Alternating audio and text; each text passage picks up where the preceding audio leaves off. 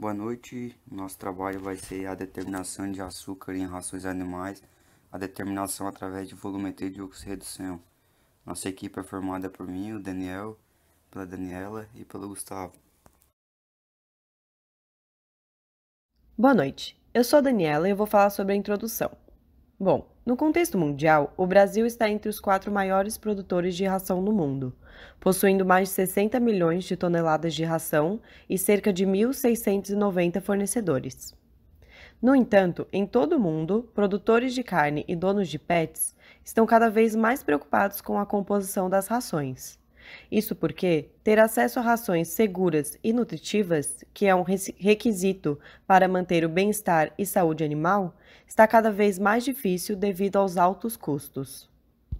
Assim, os produtores de rações devem garantir a segurança dos seus produtos e reduzir o risco de exposição, como também devem assegurar a veracidade das informações nutricionais de seus produtos.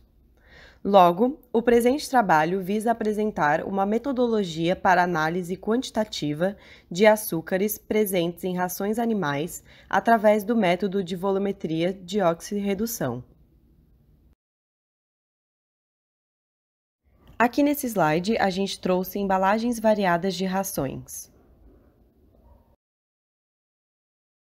Agora eu vou falar um pouco da justificativa do nosso trabalho.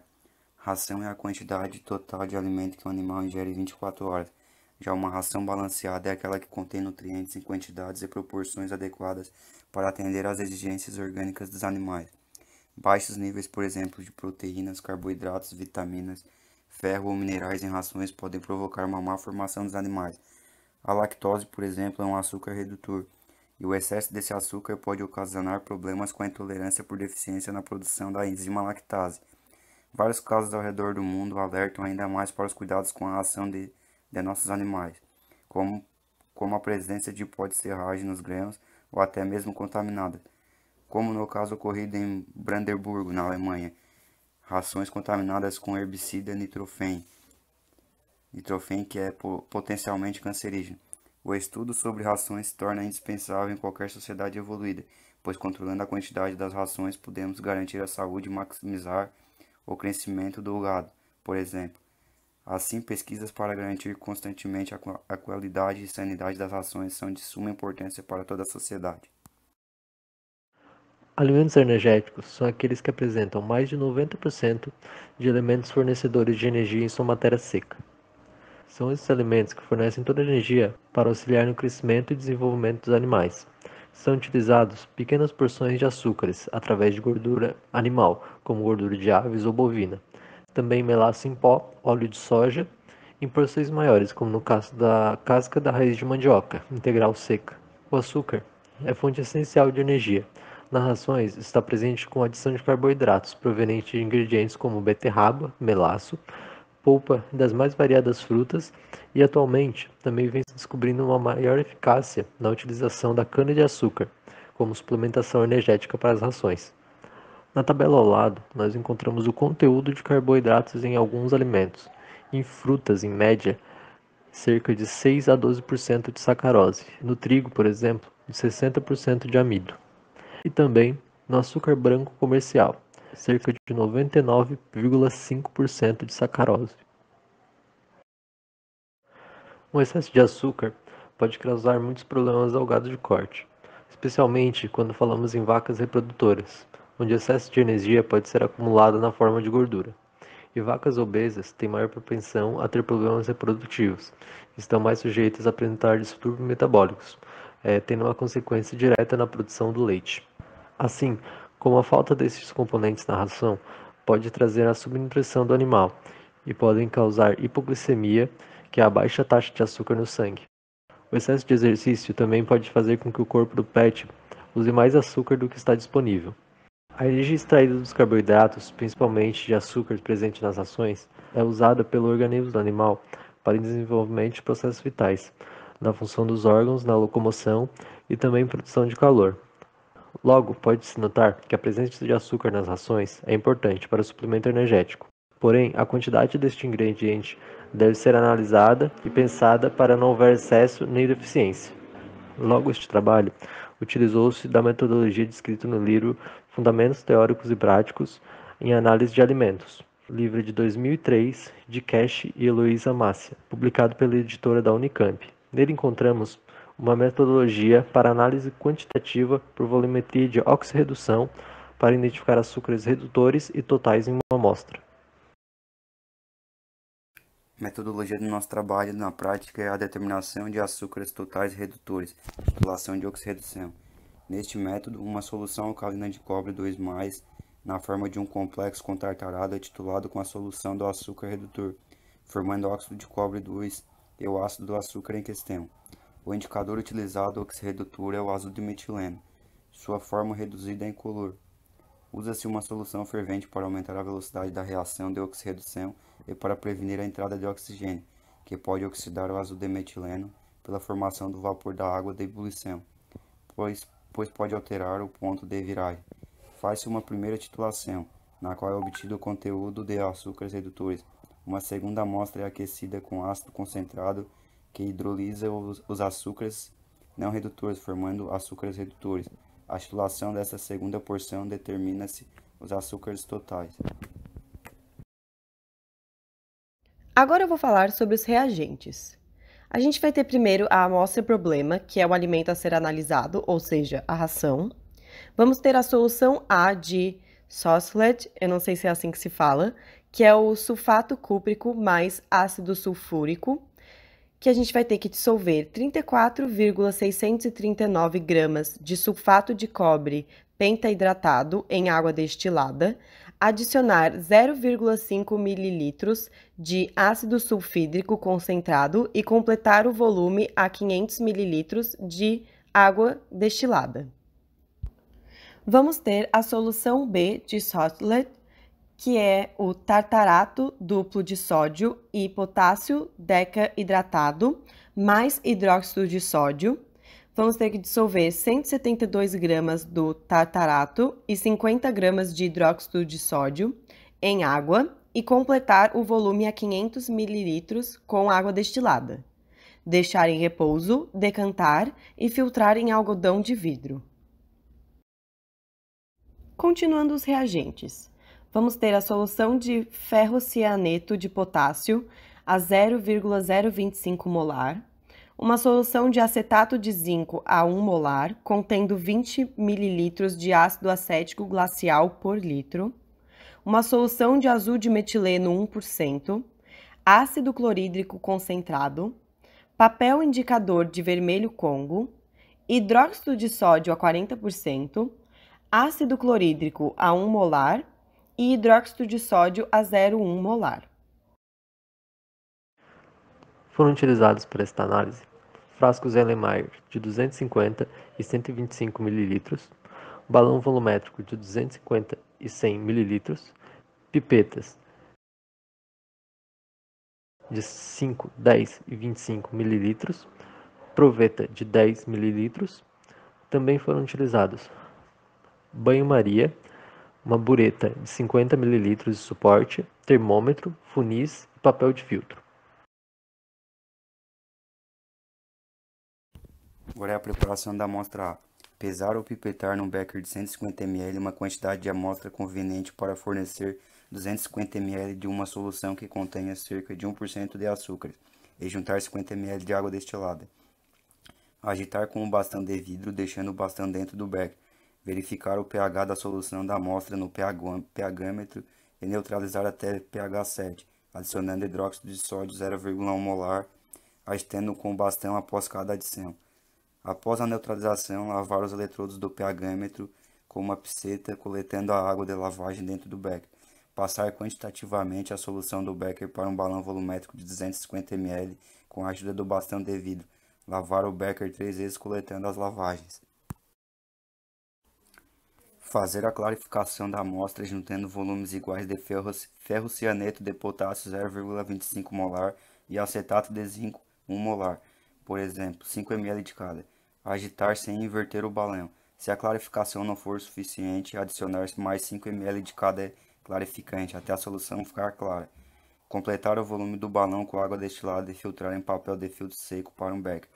Determinar açúcares redutores nesse filtrado chamado de solução A, expressando o resultado em gramas de glicose por 100 ml ou 100 gramas de amostra. Agora, continuando os procedimentos, vamos ter a inversão da sacarose para a determinação de açúcares totais. Pipetar 50 ml da solução A, passando para um balão volumétrico de 100 ml. Adicionar 5 ml de ácido clorídrico concentrado com uma proveta, colocar um termômetro dentro do balão e aquecer o conjunto em banho-maria a 68 a 70 graus Celsius por 5 minutos, mantendo essa temperatura. Resfriar o balão e colocar um pedaço bem pequeno de papel indicador vermelho Congo na solução dentro do balão. Neutralizar com hidróxido de sódio a 40% até o papel ficar com uma cor intermediária entre o azul e o vermelho, isto é, até ficar roxo. Completar o volume a 600 ml com água destilada, agitando. Determinar açúcares totais nessa solução, chamada de B, expressando o resultado em gramas de glicose por 100 ml ou 100 gramas de amostra. Lembrar de levar em consideração as diluições feitas neste procedimento. Aqui a gente trouxe uma imagem que mostra o mecanismo de hidrólise da sacarose em meio ácido. Método de Lane e Eynon. Preparar o licor de Felling misturando partes iguais da solução A e B de Sox-Lit. Deve ser preparado no momento da titulação. Usar pipetas volumétricas e um Erlenmeyer de 500 ml. Preparar um volume suficiente para as titulações que serão feitas e agitar bem. O licor de Felling tem um título de 1 ml para 5 mg de glicose. Colocar a solução em uma bureta de 50 ml.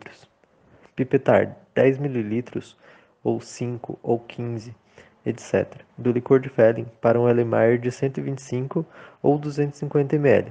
Juntar igual volume de água destilada. Usando um bico de Bunsen, aquecer o licor de Felling até a fervura levantar. Juntar cerca de 5 ml da solução A, que foi preparada mais cedo, que está na bureta. Deixar ferver novamente e adicionar de 3 a 4 gotas da solução de azul de metileno, 1%. Reiniciar a titulação juntando 0,5 ml de cada vez da solução A. Manter o licor fervendo e titular rapidamente. O tempo de titulação não deve ultrapassar 3 minutos. Quando o ponto final estiver próximo, a cor azul da espuma do sobrenadante começa a desaparecer, deixando ver mais claramente o precipitado vermelho tijolo, de óxido cuproso. Deste ponto adiante, continuar a titulação gota a gota. O ponto final é atingido quando a solução do sobrenadante estiver totalmente incolor, ou seja, quando a cor do azul de metileno desaparecer. Repetir a titulação com a solução A, mas juntando de uma vez o volume gasto na primeira titulação menos 1 ml. Quando a fervura recomeçar, adicione 3 ou 4 gotas de azul de metileno e continue a titulação gota a gota, vagarosamente, até o desaparecimento da cor do azul indicador. Repetir o processo para B para determinar os açúcares totais.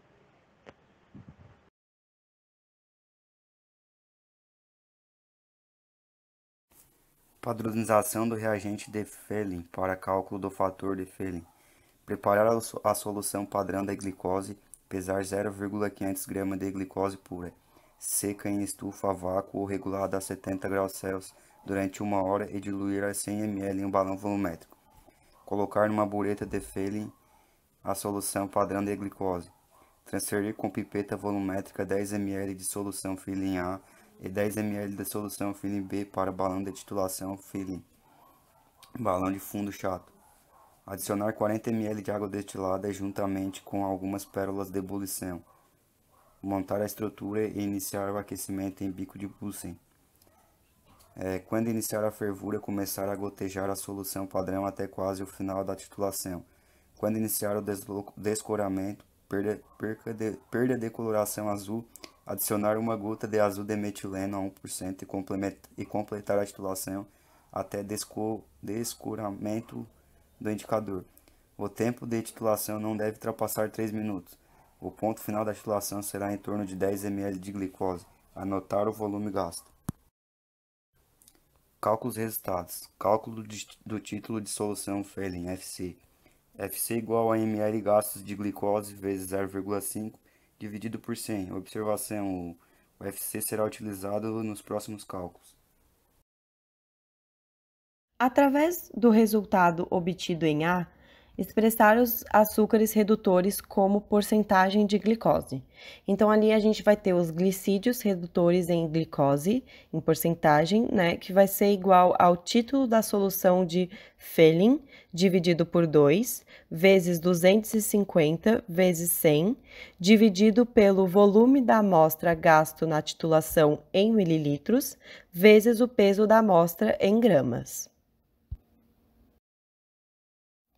Utilizando o resultado obtido em B, expressar os açúcares totais em porcentagem de glicose. Então, a gente vai ter os glicídios totais, que é a glicose mais a sacarose, né, em porcentagem, que vai ser igual ao título da solução de Fehling, dividido por 2, vezes 250, vezes 100, tudo isso dividido pelo volume da amostra gasto na titulação em mililitros, vezes o peso da amostra em gramas.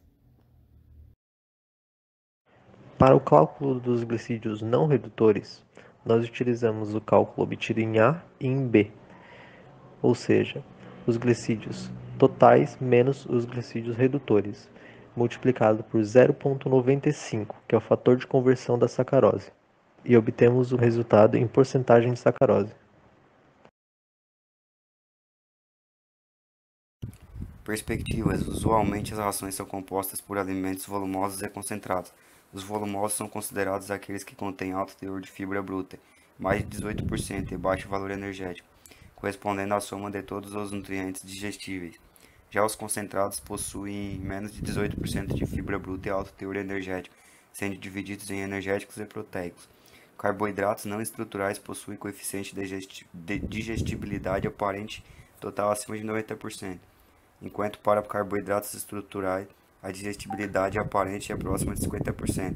Essas considerações sugerem que ocorre maior digestão da massa seca em rações com menores teores de carboidratos estruturais, ou seja, aquelas com maior proporção de concentrado.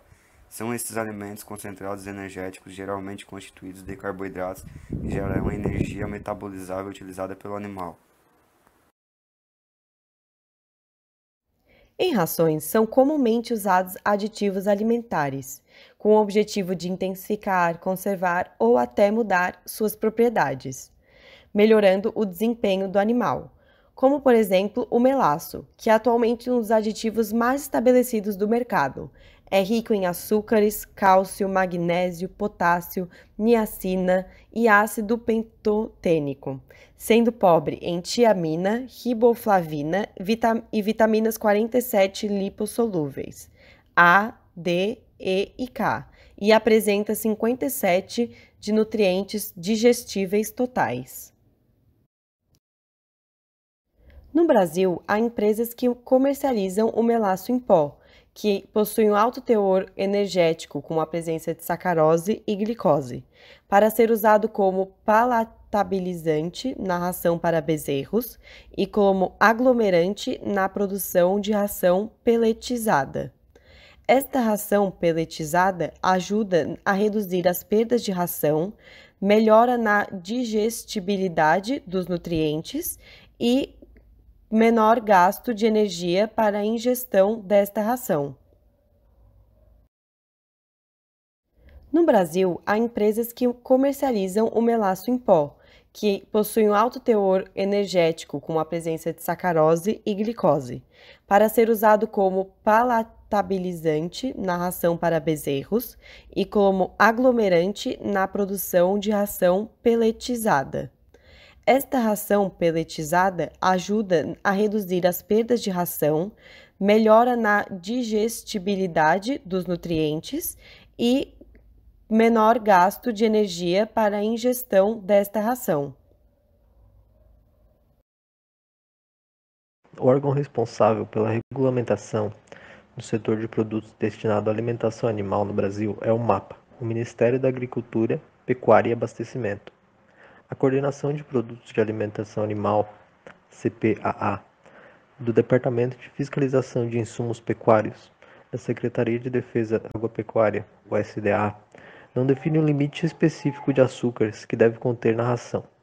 Porém, se uma ração tiver baixos níveis de açúcar, pode ocasionar uma subnutrição do animal, e o excesso pode acarretar em uma série de problemas de saúde para o animal.